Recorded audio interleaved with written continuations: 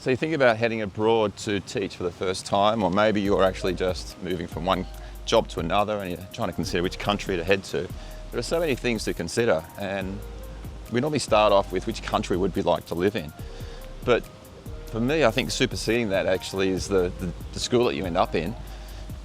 And that means the culture of the school, but also the students that you're teaching and the administrators you're working with and the colleagues as well.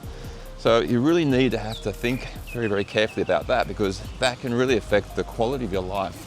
Even if you're in your dream country, if you've got the wrong school, things might not be quite what you are hoping for. So that's something you really need to think about, and that's something I'd like to discuss here today. Saturday morning walk along the beach, away for the weekend, getting out of Bangkok for the weekend again. Probably the place that I enjoyed the most, and I got the most out of, personally and professionally, would be a surprise. It would be China. And the reason China for me was probably the best experience, or at least so far, is because of the school. Because the school becomes the community and everything centers around that. So for that reason, the school kind of rules in that decision. And I'd say where I am right now in Thailand, the students are just the nicest kids I've ever taught in my life.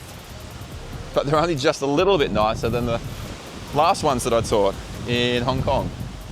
And I taught students in the Philippines and in Singapore as well. And for me, the quality of life is affected by the quality of the job. The quality of the job is really affected by the students.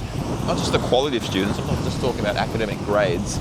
And most of the students I've taught have been, focused on their grades and very dedicated to work and have a great work ethic. But they've also been fun, they've been interesting and just nice. And if my students aren't nice, it doesn't matter where I am, I'm not going to enjoy the job. And the same applies to administrators. And where I am right now, in Thailand, we've had a few people move there and just start working there this year. And they're making a few comments similar to that. And they're saying our administrators are just easy to work with, our kids are easy to work with, and that makes everything better. And even if the school isn't perfect, those things you've got to really heavily weight that kind of thing. So yeah, the country is important in terms of what you might want to do outside of work and what your social life would be like, your activities, whether you're a sort of a person who likes outdoor activities, whether you like, nice bars and restaurants and clubbing and things like that, and travel within the country or access to travel nearby. All of those things are so important, of course. But the school is incredibly important. The students are incredibly important. Your colleagues are incredibly important. So finding out as much as you can about the school and the school culture is just so, so crucial, no matter where you go. Then you can kind of throw in the fact that, wow, you might be living in a really, really fascinating place culturally, and then you'd have the best of both worlds. So I guess what I'm saying is that there are a lot of people who take jobs in amazing countries, but in bad schools or in bad jobs, and you don't want to be one of those.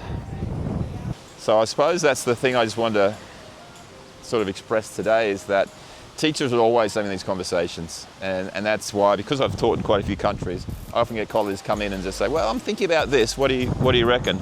So I've had some pretty amazing places where I've worked, and I've been lucky that the schools have been pretty good as well. They haven't been perfect, but it's been made up for by the students, the colleagues, and also, of course, enjoying the place where I've been. So I just thought that would be useful, I suppose, to get people thinking. It's that time of the year where people are thinking about teaching abroad, moving overseas, some for the first time and some just because it's time to move on. I'm in my 4th year now, haven't decided yet, but I'll have to decide in the next few weeks, and if I do decide, then I've got a lot of experience to sort of draw upon to make the right decision, and I want to help you guys make those decisions as well.